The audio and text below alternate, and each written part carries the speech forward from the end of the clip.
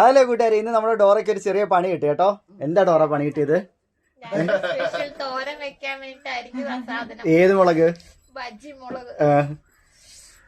എന്നിട്ട് ഇവിടെ മൊത്തം തോല് പോയിട്ട് 2-2.5 മണിക്കൂറായിട്ട് ഞാൻ 3:30 മണിയായി കേട്ടോ. ചോറ് പോലും ഞാൻ കഴിച്ചില്ല.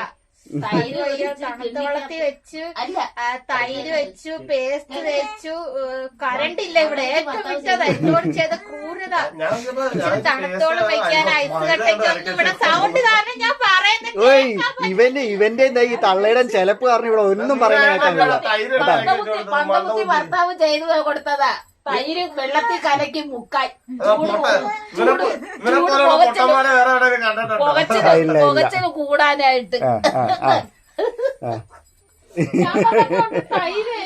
മാറിയില്ല ഗൈസ്. ഇതുപോലെ എന്തെങ്കിലും അവസ്ഥ വന്നാ എന്തെങ്കിലും ടിപ്പ്